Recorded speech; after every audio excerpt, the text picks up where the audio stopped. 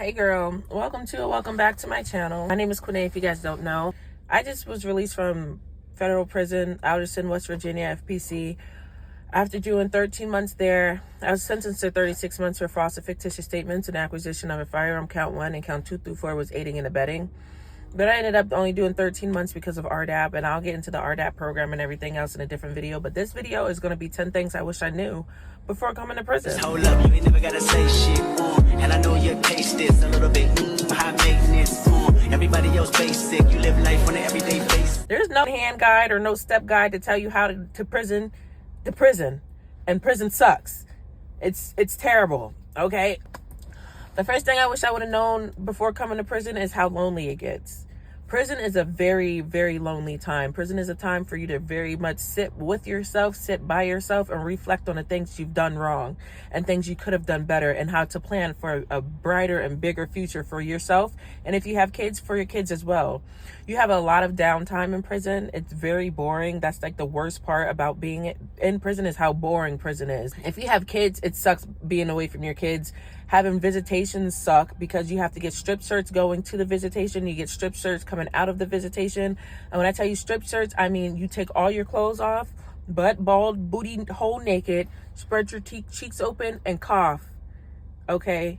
And if you have your monthly, you must take your tampon out right then and there and put it in the trash and put another one in there when the guard is sitting there staring at you. So it's very uncomfortable. It sucks when your family leaves after the visitation. Like, you get to visit them for a certain amount of hours and then they have to leave. So it's like you're leaving them all over again. Not the first time, but it's every time they leave. It gets easier. I would say I had 3 visits when I was in prison, but it was very hard for when my family left me again when I was in prison. The next thing that I wish I would have known while being in prison was the simple fact that you could be whatever you want to be in prison.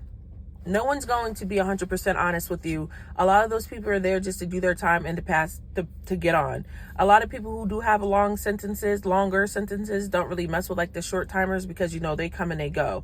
Like, they just pass by and keep it moving. I think it's very hard building relationships with people who are in prison for long periods of time. Like, I have 2 friends that's still in there who have years to go, who I'm going to reconnect with once I'm out of the halfway house and I'm out of BOP custody and I'm able to actually talk to them, getting the okay from my probation officer. But people can be whatever they want to be in prison, and I would not take any relationships seriously as far as like friendships go, because people will switch up on you like this.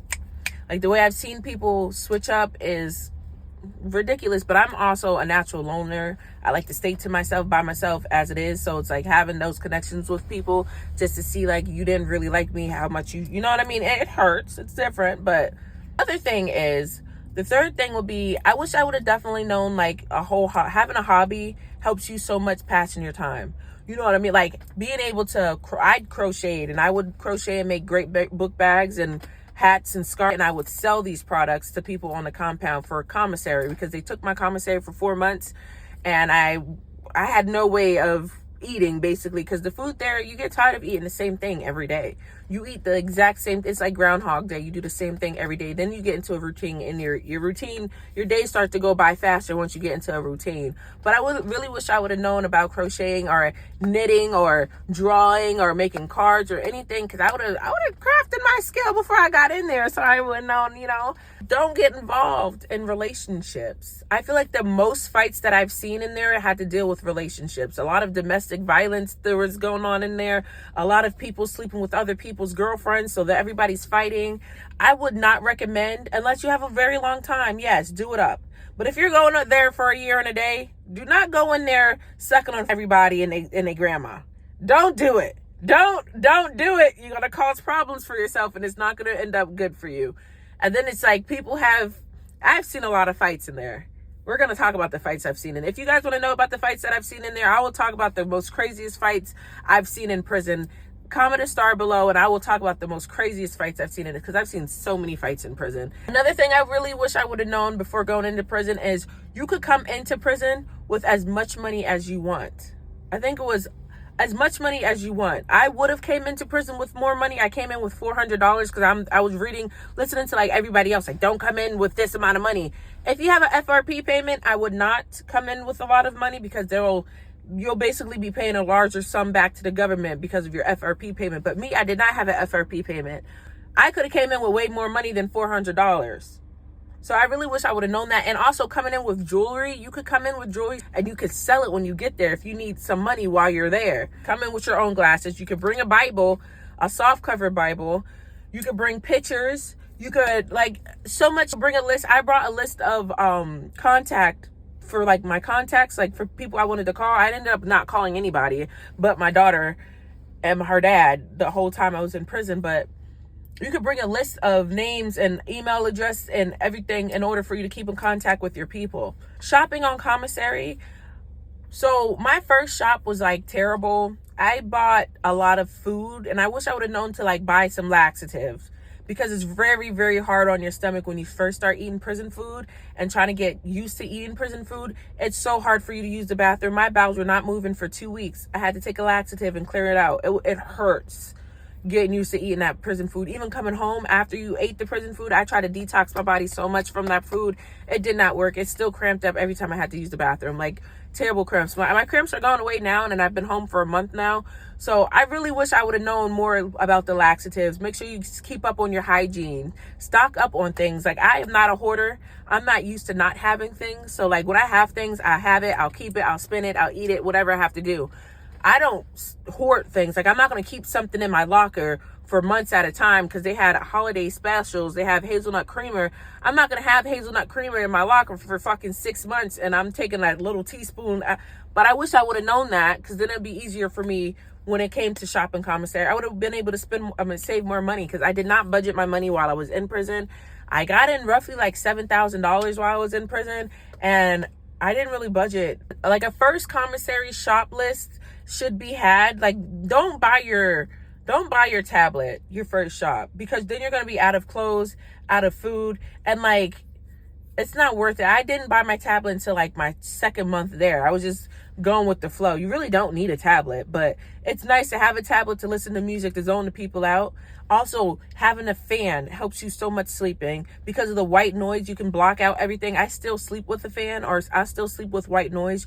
It just helps me go to sleep, and it helps me sleep throughout the night without me waking up. Because going to prison, it was so hard for me to sleep. The mats are hard, the beds are hard, the pillows are small and thin as fuck, the blankets are small and thin as fuck, and it gets very cold. There was a point in time where we had no heat in B1, so we were sleeping with our Fed coats on, our whole gray suits on, our socks on. We had water babies in the blanket. We had water babies, which is basically a bag full of hot water. Now, if that bag full of hot water was to bust open, bitch, you're burnt. And you just got to chalk it up to God. It was so cold in there. We had no hot water for weeks at a time. We used to have to fill up a bucket in order to actually wash up. It's very hard being in prison. I swear to God, when I tell you prison will humble you, it's humbled me so much, because it's damn, I'm really in the trenches. I'm from the trenches. I've been through some shit in life, but prison trenches and trenches, that's two different trenches right there. That's two different. That shit's different.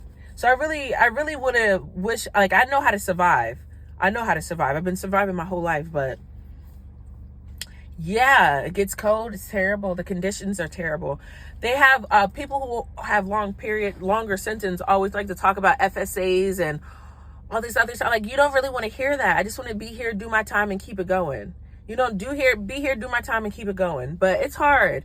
It's hard. They have people in there who do hair. Mo Money, she does my hair. She did my hair the whole time I was in there. She's a great braider. Mo does everything, honestly. I actually miss her. I can't wait to talk to her. They have jobs, right? And you get paid shit, but it's actually great to have a job.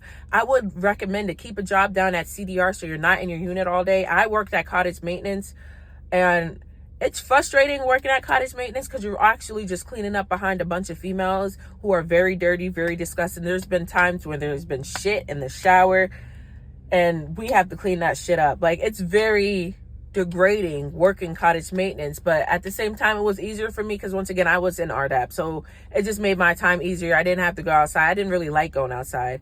There's a lot of cattiness being in a prison full of females, and then there's transgenders as well that was in prison, but there's a lot of cattiness going on, and he say she say bullshit. People like to start fights like it's Jerry Springer in there or Love and Hip Hop. So I will definitely let you guys know to stay to yourself. Listen and observe. Don't be on there trying to make friends with everybody. Just sit back and listen. That's what I do. I sit back and I listen. I'm very quiet when you first meet me, because I'm gonna study your character. I'm gonna study who you are as a person and see the way you move and see if I can fuck with you. If I can't fuck with you, then I'm gonna fuck with you from a distance. But I'm gonna really watch you and I'm gonna study you. I'm quiet as fuck when you first meet me, because I'm studying everything about you. You don't have to say too much around me, but I'm watching everything you're doing. If you call that creepy, that's creepy. I just call that protecting my back, protecting myself. Because if nobody gonna protect me, bitch, I'm gonna protect me every time. Every fucking time. I'd be damned. Like, people are so grimy, and you really see how grimy people get when you're in prison. The way that the guards are towards inmates, there's some guards that were cool as fuck. But then you had, like, the captain, Miss Blake. She's no longer a captain. She was a captain when I was in there. She was ignorant as hell, rude as fuck for no reason, very disrespectful, very racist. Like, it was terrible being in that prison.